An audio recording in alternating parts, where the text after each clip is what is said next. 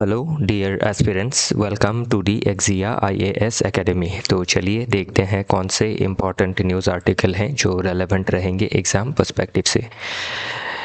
Admission open है, आप हमारे फाउंडेशनल कोर्स से जुड़ सकते हैं जिसमें हम आपको इंटीग्रेटेड गाइडेंस प्रोवाइड करेंगे for 3 stages of this examination including pre, mains and interview. जो भी गाइडेंस रहेगा एक्सपर्ट एंड एक्सपीरियंस फैकल्टी के द्वारा ही दिया जाएगा। 1-on-1 मेंटोरशिप के तहत आपके जितने भी डाउट हैं उनको कैटर किए जाएंगे।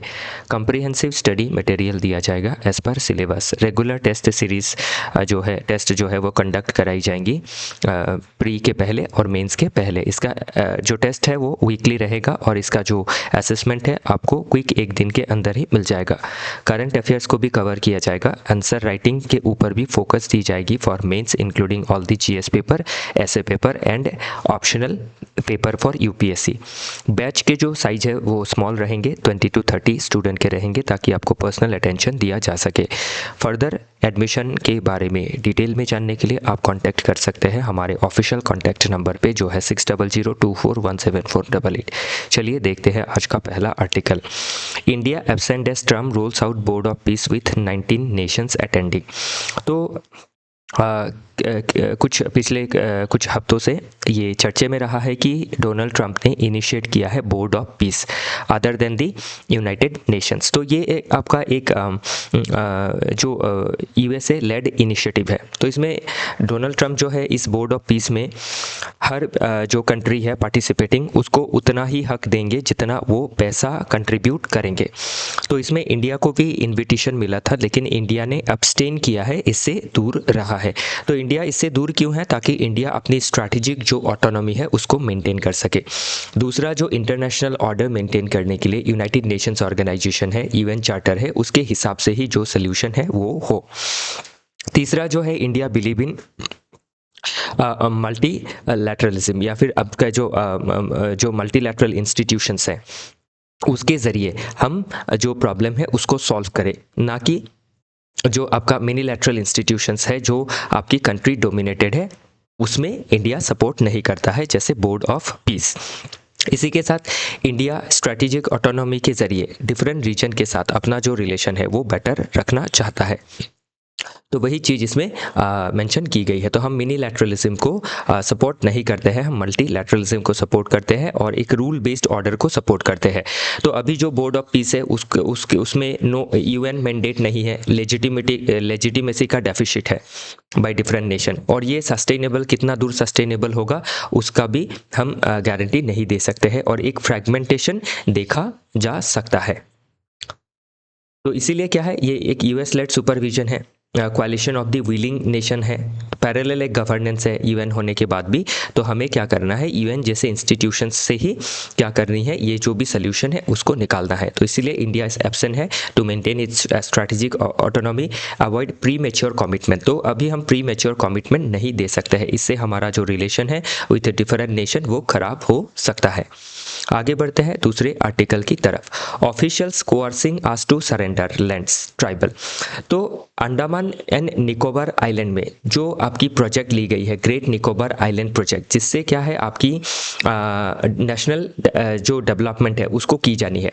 और ये जो डेवलपमेंट प्रोजेक्ट है ग्रेट निकोबार आइलैंड प्रोजेक्ट, इसमें आपका पोर्ट सिक्योरिटी ट्रेड को ध्यान में रखते हुए ये डेवलप किया गया है। तो ये स्ट्रेटेजिक पॉइंट ऑफ व्यू से काफ़ी इंपॉर्टेंट है। लेकिन इसमें प्रॉब्लम क्या है कि एक तरफ नेशनल स्ट्रैटेजिक डेवलपमेंट है और दूसरी तरफ है इंडिजिनियस ट्राइबल राइट्स, जो अभी निकोबारीज रीजन है। तो इसमें निकोबारी जो ट्राइबल ग्रुप है या फिर इसके अलावा भी जो शॉम्पेन ट्राइब है जो पर्टिकुलरली वल्नरेबल ट्राइबल ग्रुप है, या फिर सेंटिनेलीस है, तो इन ट्राइबल ग्रुप को, जैसे ये रहा शॉम्पेन निकोबारिस, तो इनका राइट्स जो है हनन हो रहा है क्योंकि निकोबार आइलैंड में, ग्रेट निकोबार आइलैंड में डेवलपमेंट करने के लिए यहाँ जो फॉरेस्ट है उसकी कटाई होगी, यहाँ पे जो आपके ट्राइबल ड्वेलर्स है उनको हटाना पड़ेगा। तो वही मुद्दा है कि ट्राइबल ड्वेलर्स को ज़बरदस्ती किया जा रहा है, कोर्स किया जा रहा है टू सरेंडर देयर लैंड। तो इंडिजिनियस ट्राइबल राइट्स जैसे एंचेस्टरल लैंड है, फॉरेस्ट राइट एक्ट का भी इसमें वायलेशन है और उनकी कल्चर, उनकी आइडेंटिटी थ्रेट में आ सकती है। अभी है क्या, ये आपका एक मेगा इंफ्रास्ट्रक्चर प्रोजेक्ट है जिसमें पोर्ट, एयरपोर्ट, टाउनशिप सभी डेवलप होनी है। ट्राइबल काउंसिल इसके अगेंस्ट अगेंस्ट अभी क्या है, इसको सपोर्ट नहीं कर रहा है, क्योंकि लैंड राइट्स जो है वो चला जाएगा। तो अभी ट्राइबल पॉपुलेशन को सरेंडर सर्टिफिकेट में साइन करने के लिए कोर्स किया जा रहा है, वही मुद्दा उठाया है ट्राइबल काउंसिल ने। और फॉरेस्ट राइट एक्ट 2006 के तहत ट्राइबल पॉपुलेशन को फॉरेस्ट का राइट मिलना चाहिए, लेकिन इसमें नहीं मिल पाया है। इवन जो पर्टिकुलरली वल्नरेबल ट्राइबल ग्रुप है लाइक शोम्पेन, उनका कानूनी जो हक है वो इससे छिन जाएगा। तो अभी 1956 से अगर हिस्टोरिकल इवोल्यूशन देखें तो प्रोटेक्शन के बारे में बात किया गया था। 2004 में डिज़ास्टर सुनामी जो आया था, उसके वजह से काफ़ी सारा डिस्प्लेसमेंट हुआ था। उसके बाद हम 2006 में लॉ देख सकते हैं जो लीगल राइट प्रोवाइड करता है। और प्रेजेंट में अगर देखें तो प्रोजेक्ट पुश और एक कन्फ्लिक्ट देखी जा सकती है। तो इसमें मल्टी डायमेंशनल एनालिसिस देखें तो सोशली डिस्प्लेस होंगे लोग, कल्चरल लॉस होगा उनका। पॉलिटिकली देखें तो सेंट्रल वर्सेस लोकल पावर के बीच एक टसल देखा जा रहा है। लीगली देखें तो फॉरेस्ट राइट एक्ट का बारे में हम बात कर सकते हैं। एथिकली देखें तो हम क्या करें, राइट्स को बचाएं या डेवलपमेंट को देखें। इकोनॉमिकली देखें तो जो लाइवलीहुड है लोकल पॉपुलेशन का, वो भी इसमें लॉस होगा। तो इसका वे फॉरवर्ड क्या है, हमें ट्रांसपेरेंट तरीके से प्रोजेक्ट को डेवलप करना है, विद कंसेंट प्रोजेक्ट को डेवलप करना है, सोशल इम्पैक्ट असेसमेंट करना है, ताकि हम जो इकोनॉमिक कल्चर सोसाइटी में जो इम्पैक्ट पड़ेगा उसको हम देख सके। फिर को मैनेजमेंट मॉडल हम ले सकते हैं, पार्टनरशिप के जरिए हमें ये डेवलपमेंट जो है वो आगे बढ़ानी है। नेक्स्ट आर्टिकल देखते हैं। नेक्स्ट आर्टिकल बात करता है is Asia Pacific on track towards elimination of malaria by 2030। तो 2030 तक जो मलेरिया है उसको टेकल करना है बाय एशिया पैसिफिक रीजन। उसमें स्पेशली इंडिया का टारगेट देखें तो हमारा टारगेट है कि बाय 2027 हम मलेरिया को एंड करना चाहते हैं। लेकिन अभी तक जो मलेरिया है वो डिफरेंट रीजन में आपका डिक्लाइन हुआ है, लेकिन ये थोड़ा सा संदेहजनक है कि क्या ये नियर फ्यूचर में बहुत जल्दी खत्म हो जाएगा। तो अभी ग्रेट मैकोंग सब रीजन में देखें तो ड्रग रेजिस्टेंस का प्रॉब्लम आ रहा है कि मलेरिया के अगेंस्ट जो है ड्रग है जो है वो रेजिस्टेंट हो गई है। फिर एक फंडिंग का भी प्रॉब्लम है जो कंट्रीज है इसमें, क्योंकि आप अगर देखें कि इस एशिया पैसिफिक रीजन में जो मैक्सिमम नेशंस है वो डेवलपिंग या फिर अंडर डेवलप नेशन है।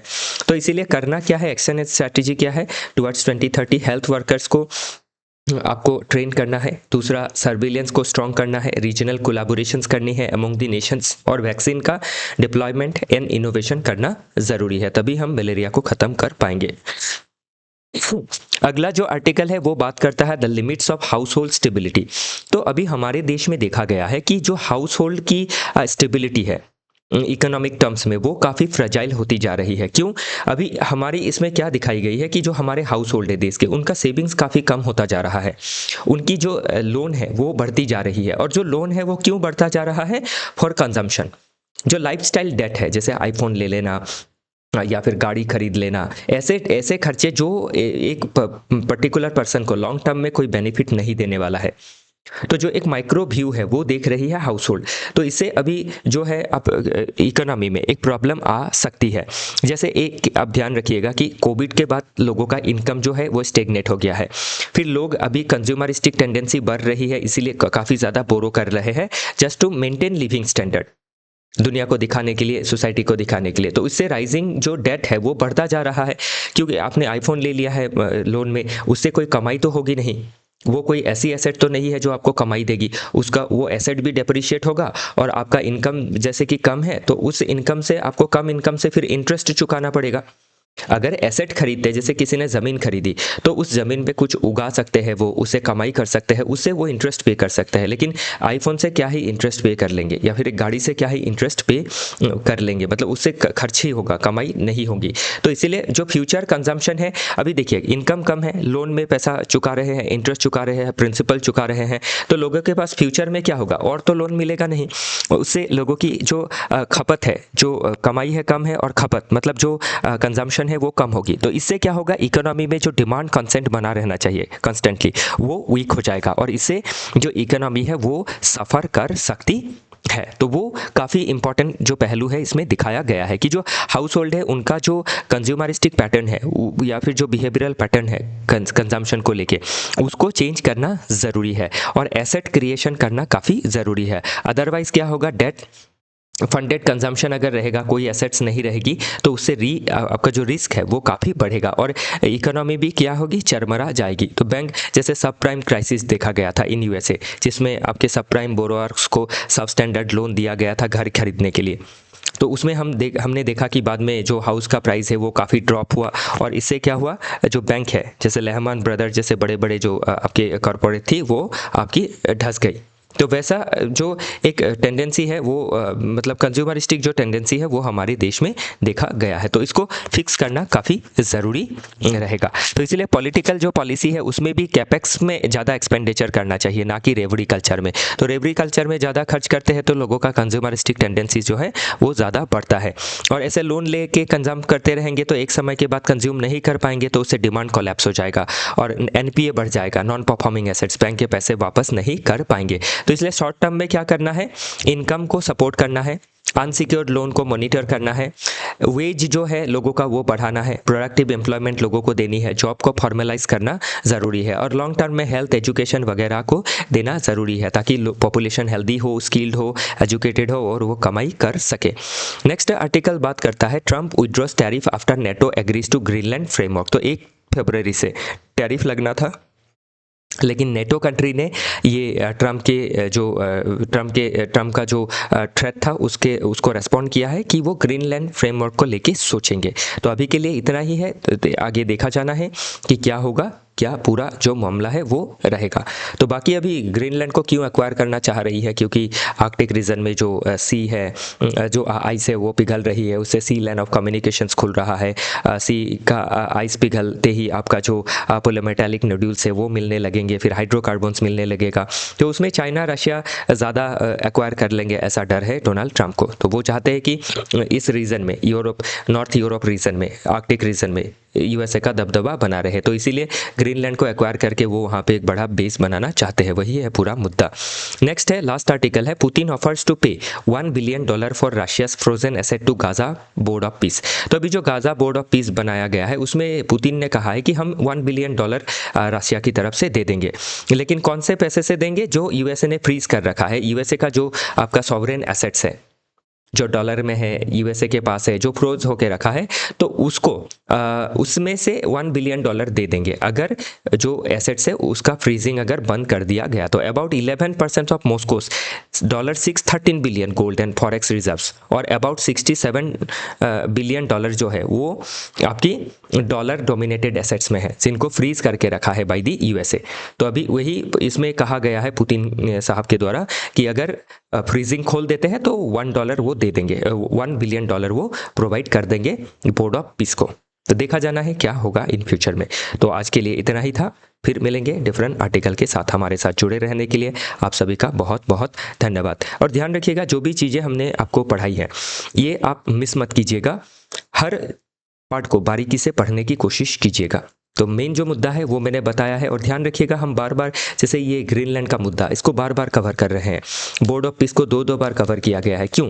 क्योंकि ये चीज़ें जब बार बार आप पढ़ते रहेंगे ना तो आपको एक मोटा मोटा आइडिया हो जाएगा चीज़ों के ऊपर और आप बेटर आंसर लिख पाएंगे। बाकी तो हम अगर हर आर्टिकल आप देखें तो इसमें जैसे इस पिक्चर में हमने पूरा जो आर्टिकल है उसका जिस्ट बताया, फिर इसका क्या की टर्मिनोलॉजीज है, देन फिर main argument and substantive part इसका क्या है, हिस्टोरिकल एवोल्यूशन क्या रही है, लीग ऑफ नेशन आया, उसके बाद आपका यूनाइटेड नेशंस आया 1945 में, फिर पोस्ट कोल्ड वॉर में यूनिपोलैरिटी देखी गई, फिर एड हॉक कोalitions जो है ब्रिक्स बना, G20 रीजनल ग्रुपिंग्स बनने लगी, क्योंकि यूएन जो है नॉन फंक्शनल डिसफंक्शनल होने लगा था।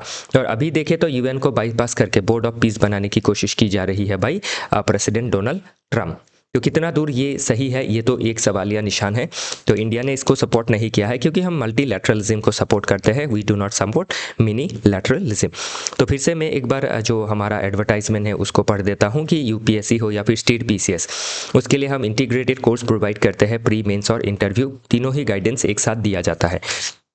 क्लासरूम में जो भी क्लासेस होती है एक्सपर्ट एंड एक्सपीरियंस फैकल्टी के द्वारा होती है, मेंटोरशिप के तहत जितने भी डाउट है आपको आपके उसको कैटर किए जाते हैं। कॉम्प्रिहेंसिव स्टडी मटेरियल दिया जाता है और ये पूरा सिलेबस के हिसाब से दिया जाता है। कोई एक्स्ट्रा चीज़ें हम नहीं देंगे आपको, जो ज़रूरी है एग्ज़ाम के लिए वही दिया जाएगा। रेगुलर टेस्ट सीरीज़ दी जाती है, ये हम कंडक्ट करवाते हैं हमारे यहाँ पे प्री में, प्रीलिम्स के लिए, मेंस के समय आंसर राइटिंग, और इसका क्विक इवोल्यूशन आपको मिलता है और उसका आपको असेसमेंट भी जब आप प्राप्त करेंगे उसमें कोई भी डाउट रहा, क्यों आपका स्कोर खराब हुआ, क्या आपको ठीक करना है, वो भी सजेशन दिया जाएगा। करंट अफेयर्स भी कवर कराई जाएंगी क्लासरूम में ही। यहाँ हम सिर्फ समरी कवर करते हैं, क्लास में हम पूरी डिटेल में कवर करते हैं। आंसर राइटिंग में भी फोकस दिया जाएगा for all the GS paper including ऐसे पेपर एज वेल एज आपका जो ऑप्शनल पेपर है, ऑप्शनल स्पेशली यूपीएससी के लिए। और स्मॉल बैचेस रहेंगी, ऑलरेडी मेंशन किया, 20 to 30 स्टूडेंट रहते हैं, उससे ज़्यादा नहीं रहते हैं। फर्दर फी वगैरह के बारे में, ड्यूरेशन वगैरह के बारे में, किताब लाइब्रेरी वगैरह के बारे में जानने के लिए आप कांटेक्ट कर सकते हैं हमारे ऑफिशियल कांटेक्ट नंबर पे जो है 6002417488। आज के लिए इतना ही, फिर मिलेंगे डिफरेंट आर्टिकल के साथ।